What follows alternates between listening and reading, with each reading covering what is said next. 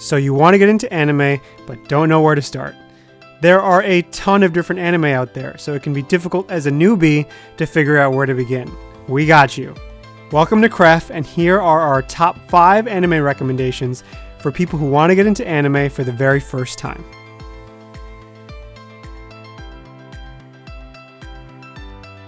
Before we start the list, we just have one general suggestion when watching anime. If you can, always watch the anime subbed, not dubbed. In our opinion, watching anime in the original language with subtitles makes for a better experience, though of course there are a few exceptions. Also, for those of you concerned about spoilers, we've only used footage from the first 4 episodes of each anime, so you don't have to worry. Okay, let's begin. Number 5, Black Clover. If there's one thing that anime does well, maybe even better than most storytelling mediums, it's tell the story of the underdog. There's nothing more satisfying than seeing a character who isn't naturally talented or gifted fight to the top with pure determination. Add magic, demons, fairies, and a giant black sword, and you get Black Clover. Black Clover is the story of Asta, an orphan who, with his adopted brother Yuno, are dropped off at an orphanage in the outskirts of the Clover Kingdom on the same night. They grow up together, both having the dream of one day becoming the Wizard King, the second in command to the king and leader of the legendary magical knights. Yuno is the prodigy, receiving a legendary 4-leaf clover grimoire when he comes of age that unlocks his powerful wind magic. Asta, however, is born with no magic. But just when you think you can count him out, Asta receives a mysterious 5-leaf clover grimoire that allows him to use a large black sword which has one amazing ability. It negates all magic it touches. Black Clover follows Asta and his journey to become a magical knight while continuing to discover the abilities of his grimoire and the magical black sword. It is a great show because Asta is a character you just can't help rooting for. He's both selfless in helping others, yet extremely determined to see his goal of becoming the Wizard King come true. Along the way, he meets a crazy cast of amazing characters, each with their own stories and unique magical abilities. When you watch it, look out for the slightly scary-looking Gordon, who is one of the weirdest but most lovable characters in the whole show. Him and other kooky but deep characters like him are what make this show fun and addicting. Black Clover is a show that will definitely draw you into the world of anime. Number 4, Hunter x Hunter. When you think of the term hunter, what comes to mind? Probably someone crouched in some tall grass, wearing camo, with a rifle pointed towards some helpless animal. Or this. The world of Hunter x Hunter takes a different approach. In this world, hunters are an elite group of people who not only hunt down beasts, but treasures, information, and unexplored, often dangerous locations. In the vast world of Hunter x Hunter, you can think of these powerful individuals more like adventurers. To be a hunter is to have the entire world open to you. At the center of the story is a 12-year-old boy named Gon. When he was little, he was left with his aunt Mito by his father Jing, who ventures off to become a hunter himself. Gon, when he's older, discovers this and decides to become a hunter to answer the question, what was so appealing about being a hunter that you could abandon your own family?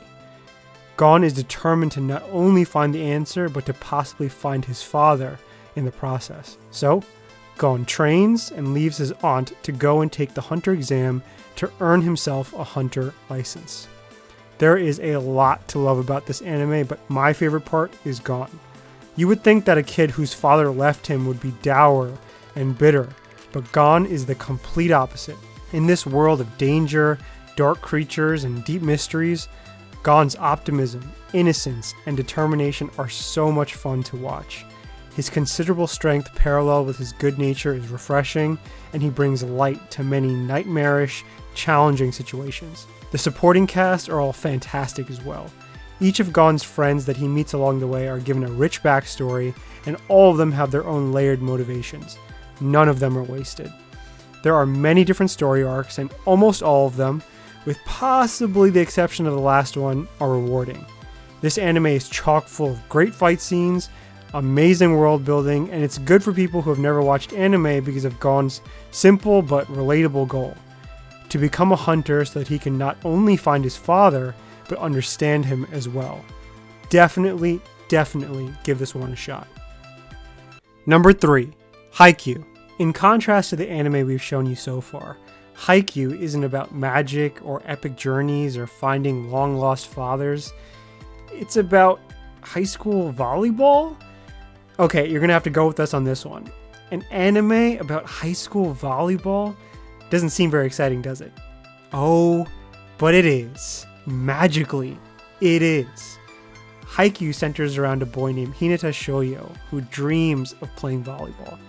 One day, while on his bike, he sees a high school volleyball match being aired on a TV inside a store. He stops, and his eyes go wide as he witnesses a player called the Little Giant, named for his short stature, jump high in the air, above the net, and score for his team.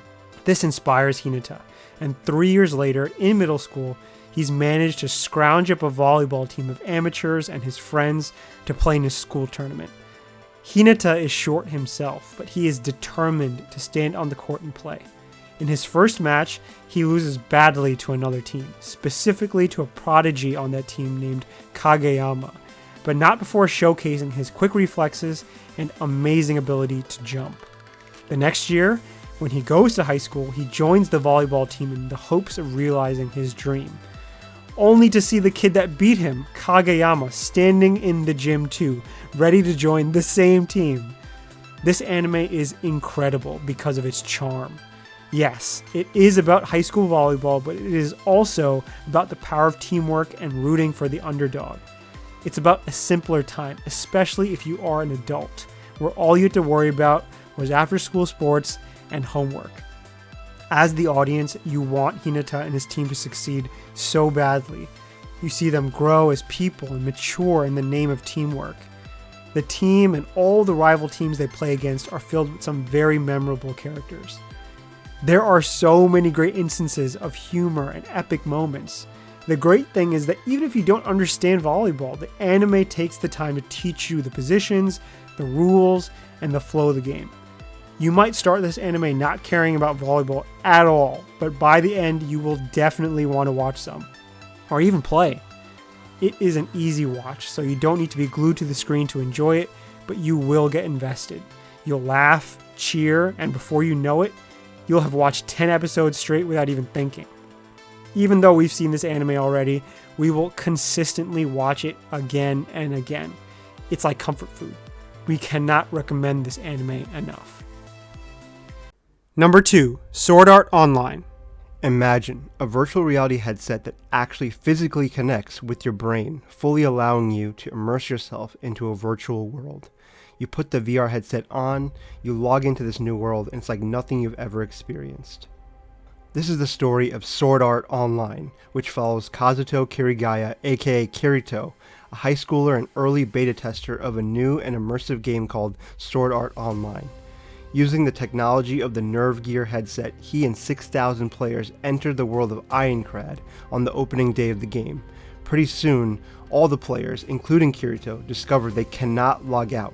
If their headsets get removed in real life, they die. If they die in the game, they die for real. Sword Art Online is an absolutely fantastic anime. Not only is the animation breathtaking, but the story is engaging right from the get-go.